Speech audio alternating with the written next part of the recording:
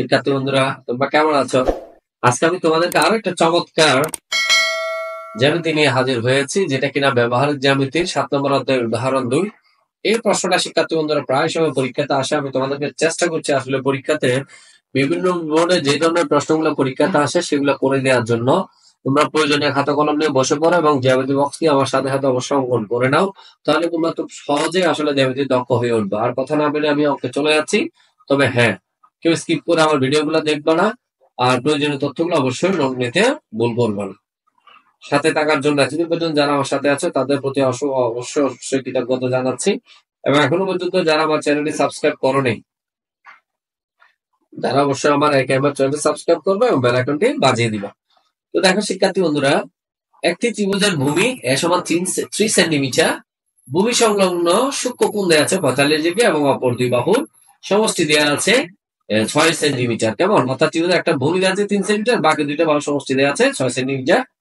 যা ভূমি সংলগ্ন কোণটা হচ্ছে 45 ডিগ্রি। এরকম আমাদেরকে উদ্দীপকের আলোকিত চিত্রটা অঙ্কন করতে বলেছে। কত বলছে? ত্রিভুজটা অঙ্কন করতে বলছে। সেই উদ্দীপক গুলা নিয়ে আমাকে ত্রিভুজটা অঙ্কন করতে হবে। অবশ্যই অঙ্কনের চিহ্ন বিবরণ লাগবে। বলতে বলেছে একটি বর্গের পরিসীমা টয়েস এস হলে বর্গটি আঁকো। ঠিক আছে? এস আমাদের 6 সেন্টিমিটার হয়, তাহলে টয়েস এস মানে কত? 6 গুণ 12 সেন্টিমিটার। তার মানে একটি বর্গের পরিসীমা একটু ঘুরিয়ে দিয়েছি, টেকনিক্যাল প্রশ্ন। এটা 12 সেন্টিমিটার হলে বর্গটি আঁকো। তোমাদের প্রশ্নের মধ্যে সরাসরি দিতে পারে, মানটা চেঞ্জ করে দিতে পারে। যেটা দেয় সেটা মেপে স্কেলের সাথে তোমরা সেভাবে করতে পারবো। অবশ্যই এখানে অঙ্কনের চিহ্ন ও বিবরণ আবশ্যক। তাহলে একটু দেখো, আমরা উদ্দীপকের আলোকে আমাদের যে ভূমি সমান 3 সেন্টিমিটার এবং দুই বাহু সমষ্টি 6 সেন্টিমিটার, সূক্ষ্মকোণটা হচ্ছে 45 ডিগ্রি, ভূমি সংলগ্ন যে কোণটা বলেছে সেটার আলোকে আমরা প্রথমটা সমাধান করার চেষ্টা করছি। দেখো সমান 3 সেন্টিমিটার, আমি বৃত্তচাপটা নিয়েছি। তোমরা একটু স্কেলের সাহায্যে 3 সেন্টিমিটার মেপে সে কাজটা করবা। আমি যদিও এটা একটা আনুমানিক নিয়েছি। কেমন? তারপরে দুই বাহুর সমষ্টি বলছে, দুই বাহুর সমষ্টি সেটা 6 সেন্টিমিটার, সেটাও তোমরা অবশ্যই মেপে নিতে পারো। চাপটা এভাবে করে করলে তোমাদের মাপাটা মেজারমেন্টটা খুবই শুদ্ধ হবে। কেমন? তারপর আমাদের বলছে একটা 45 ডিগ্রি কোণ অঙ্কন করতে হবে। এক্স ধরে আমি 45 ডিগ্রি কোণ অঙ্কন করতে গেলে আমি শিক্ষার্থী বন্ধুরা প্রথমে আমি রশ্মি এটা টানলাম, একটা লম্বা আঁকার চেষ্টা করবো। আমি ফার্স্টে আমি যে কোনো ব্যাসার্ধের একটা বৃত্ত নিয়ে এইখান থেকে দেখো খেয়াল করে এখানে কাটলাম। তারপরে ঠিক যতটুকু নিয়েছে এখান থেকে এখানে কাটবো, এই বিন্দুটাকে কেন্দ্র করে এখানেও কাটবো, এখানে একটা বৃত্ত চাপবে, আবার এটা কেন্দ্র করে এখানে একটা বৃত্ত চাপবে। ঠিক এইবার আমার লম্বাটা আমি টেনে দিলে আমার লম্বাটা হয়ে যাচ্ছে। অর্থাৎ এটা কিন্তু তখন 90 ডিগ্রি। কেমন? এখন প্রশ্নে তো আমাকে 90 ডিগ্রি বলে নাই, প্রশ্নে আমাকে বলেছে 45 ডিগ্রি। তার মানে আমরা 90 ডিগ্রি সমাধিখণ্ডক যদি বের করে ফেলে আমার 45 ডিগ্রি হয়ে যাচ্ছে। এখন যদি আমি এইখান থেকে ঠিক এখানে যতটা নিয়েছ সে পরিমাণ ব্যাসার্ধ নিয়ে যদি এখানে তুমি টানো আর এখানে কেন্দ্র করে যদি এদিকে টানো, যে সাইডে বিন্দুটা পেয়ে যাচ্ছে আমরা টেনে দিলে আমার কিন্তু এটা 45 ডিগ্রি হয়ে গেল। এটাও 45 ডিগ্রি, এটাও 45 ডিগ্রি। কেমন?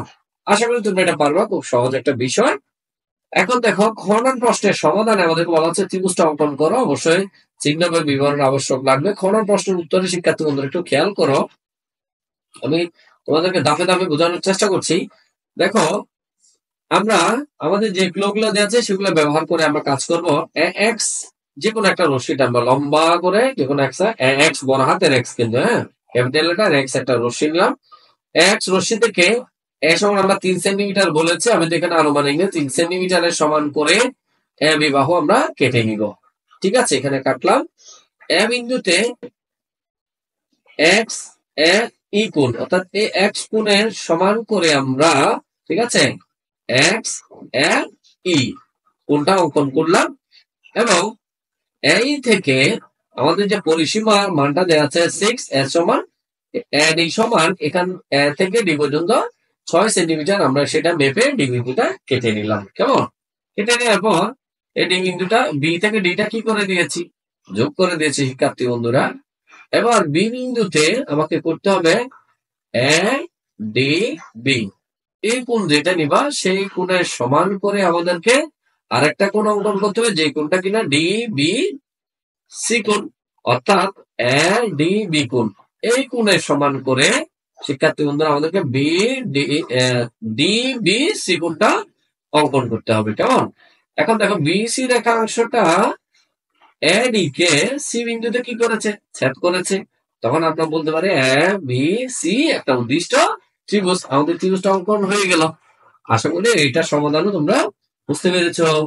এখন দেখো গণন প্রশ্নের সমাধানটা হচ্ছে খুবই খুবই ইম্পর্টেন্ট। এটা পরীক্ষাতে মান চেঞ্জ করেও দিতে পারে। একটি বর্গের পরিসীমা টুয়াইস এস হলে বর্গটি আঁকো। যেহেতু এস সমান 6, টুয়াইস এস মানে 6 দ্বিগুণে 12 সেন্টিমিটার।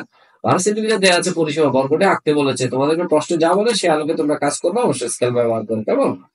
এখন দেখো, এটা যদি তোমরা আমি খুব সহজে বোঝানোর চেষ্টা করবে, যদি ধরতে পারো তোমাদের কাছে অনেক বেশি সহজ লাগবে শিক্ষার্থী বন্ধুরা। দেখো, আমি যদি তোমাদেরকে একটু পরিসীমাটা আগে যদি ক্লিয়ার করি, একটু পরিসীমাটাকে আমি পি প্যারামিটারের পরিসীমা, এটা আমাদের স্কেলের সাহায্যে আমরা আগে 12 সেন্টিমিটারটা নিয়ে নিব। ঠিক আছে? নেয়ার পর আমরা যদি একটা লম্বা দ্বিখণ্ডক বের করি, সমান দুই ভাগে ভাগ হয়ে যাবে। আমি এখান থেকে অর্ধেকের বেশি ব্যাসার্ধে এখানে একটা চাপ নিব, এখান থেকে এখানে চাপ নিব, আবার এখান থেকে এখানে একটা চাপ নিব, এখান থেকে চাপ নিব। এই সমান যদি আমি যোগ করে দিই, এই বরাবর আমার এস এর দ্বিগুণটা আমি পেয়ে যাচ্ছি। কেমন? টুয়াইস এসটা হচ্ছে পুরো, তার মানে এসটা আমি পেয়ে যাচ্ছি। ঠিক আছে? 12 হলে পুরোটা যদি 12 হয়, তার অর্ধেক হচ্ছে 6। এখন এটাকে যদি আমি আবার অর্ধেকে ভাগ করি, এসটাকে যদি আমি আরেকটা অর্ধেকে ভাগ করি, তখন আমি আবার অর্ধেকের বেশি ব্যাসার্ধ নিয়ে পিকে এখানে একটা চাপ নিব, এখান থেকে এখানে একটা চাপ নিব, ঠিক এই জায়গা থেকে এদিকে একটা চাপ নিব, আর এখান থেকে আরেকটা চাপ নিব। দুটা যদি যোগ করে দিই, তাহলে আমার যে মূল জিনিসটা চলে আসতেছে। যোগ করলে আমি এই যে পুরো প্যারামিটার পরিসীমাটাকে, যে 12 সেন্টিমিটারকে যদি 3, 6, 9, 12তে ভাগ করব, একটা অংশ পেয়ে যাবে। সেই জন্য লিখেছি শিক্ষার্থী বন্ধুরা 1/4 পি। তার মানে পরিসীমার পুরো পরিসীমার টাকে 4 দিয়ে ভাগ, তাহলে 12টাকে যদি 4 দিয়ে ভাগ দাও কত হবে? 3 হবে। এখান থেকে এটা 3 হবে। ঠিক আছে? এটা তোমরা মেপে সুন্দরভাবে করে ফেলতে পারবে। এখন দেখো, আমি যখন বর্গটা আঁকতে যাবো শিক্ষার্থী বন্ধুরা, এই কাজটা যদি করে রাখে আমার জন্য কাজটা করতে সুবিধা, বর্গ আঁকা এখন সুবিধা হবে। আমি একটু পরটা পরে দেখাই। মনে করো একটি বর্গের পরিসীমা পি সমান টুয়াইস এস দেওয়া আছে, বর্গটি কি করতে হবে? অঙ্কন করতে হবে। এখন অঙ্কন করতে গেলে এক্স, আমি একটা রশ্মি নিব শিক্ষার্থী বন্ধুরা। এই এক্স রশ্মি থেকে তোমার এস এস এস এর সমান করে, অথবা পি এর অর্ধেক নিয়ে এ বি অংশটা আমি কেটে নিব। পি এর অর্ধেকের সমান করে, তারপরে 6 সেন্টিমিটার সমান করে অর্ধেকটা কেটে নিব। কেটে নেওয়ার পর এ বিন্দুতে, দেখো এ বিন্দুতে হচ্ছে যে একটা লম্ব টানবা এ বি রেখার উপর। ঠিক আছে? লম্ব কিভাবে আঁকতে হয় শিক্ষার্থী বন্ধুরা তোমরা নিশ্চয়ই জানো। যেকোনো ব্যাসার্ধ নিয়ে, যেকোনো ব্যাসার্ধ একটা বৃত্তচাপ নিয়ে আমরা এখানে কাটবো, এখান থেকে এখানে কাটবো, আবার এখান থেকে এখানে কাটবো, এখানে কাটবো করে এখানে কাটবো, সোজা যোগ করে দেবো, আমাদের লম্বটা বের হয়ে যাবে। এই লম্বটা কার উপর? এ বি এর উপর। কেমন? এখন আমি সেটা টানলাম, এই থেকে এডি সমান এবি কাটি, এই থেকে এবি এর সমান করে এডিটা কাটি। অর্থাৎ এটা যদি 3 সেন্টিমিটার হয়, এটাও কত সেন্টিমিটার? 3 সেন্টিমিটার শিক্ষার্থী বন্ধুরা। কেমন? এখন বি ও ডি কে কেন্দ্র করে 4/1 ইন্টু পি, তার মানে কি ওই বারকে তোমার 4 দিয়ে ভাগ করলে 3 সেন্টিমিটার সমান ব্যাসার্ধ নিয়ে বি ও ডি কে কেন্দ্র করে এই যে 4/1 মানে 12 সেন্টিমিটারে ভাগ করলে আমরা যে 3 সেন্টিমিটারটা বলতেছি, একটা অংশ ডি কে কেন্দ্র করে এখানে একটা বৃত্তচাপ নিব, আর বি কে কেন্দ্র করে এখানে আরেকটা বৃত্তচাপ নিব, যেটা কিনা বি এ ডি এই গুণের অভ্যন্তরে। ঠিক আছে? বৃত্তচাপ দুইটা একটা বিন্দুতে মিলিত হয়, সেই মিলিত বিন্দুর নাম হচ্ছে কি? সি। শিক্ষার্থী বন্ধুরা কেমন? সেই মিলিত বিন্দুটার নাম হচ্ছে সি। আশা করি তোমরা এটা বুঝতে পেরেছ। আমি আরেকটু ঠিক করে দিই শিক্ষার্থী বন্ধুরা, আশা করি তোমরা বুঝতে পারবা।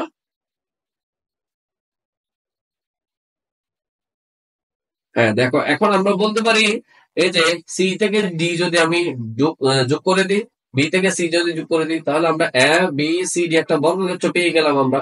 দেখো, এই যে এখানে এই কথাগুলো বলা আছে, বৃত্তচাপ সি বিন্দুতে ছেদ করে বি সি যোগ করে সি ডি যোগ করে এ বি সি ডি উদ্দিষ্ট বর্গক্ষেত্র। কত চমৎকার ভাবে আমাদের বর্গটা অঙ্কন হয়ে গেল। তোমাদেরকে জাস্ট এটা মাথায় রাখতে হবে যে আসলে পরিসীমা যে মানটা দেয়া থাকবে, প্রশ্নের ভাবেও থাকতে পারে, ভিন্ন ভাবেও থাকতে পারে। শিক্ষার্থী বন্ধুরা, আমাদেরকে পরিসীমার মানটাকে 4টা খণ্ডে ভাগ করতে হবে। কেমন? তাহলে আমরা যদি 4টা খণ্ডে ভাগ করতে পারি, এই জিনিসগুলো যদি আমরা বের করতে পারি, 1 খণ্ড, 2 খণ্ড, 3 খণ্ড, 4 খণ্ড, তাহলে আমাদের পক্ষে বর্গটা একটা খুবই সহজ। ঠিক আছে? তো শিক্ষার্থী বন্ধুরা, আমার মনে হয় তোমরা খুব ভালোভাবে বুঝতে পেরেছ। আর একটা অনুরোধ করবো, তোমরা যেন সমদ্বিখণ্ড বের করতে পারো, এই জন্য আমি হয়তো এটাকে দেখে না মুখে বলেছি জাস্ট। ঠিক আছে? তো শিক্ষার্থী বন্ধুরা, তোমাদের কেমন লাগছে কমেন্ট করে আমার কমেন্ট বা ক্লাসে এখানে জানিয়ে দাও। আশা রাখছি তোমরা অনেক বেশি মজা করছো। জ্যামিতিগুলো আমি চেষ্টা করছি তোমাদেরকে খুব সহজে উপস্থাপন করার জন্য। তো আজ এই পর্যন্তই। পরবর্তী আপডেট পেতে অবশ্যই আমার এই ক্যামেরা চ্যানেলকে সাবস্ক্রাইব করবে এবং বেল আইকনটি বাজিয়ে দাও। অবশ্যই অন্যকে দেখারও সুযোগ করে দেবে শিক্ষার্থী বন্ধুরা।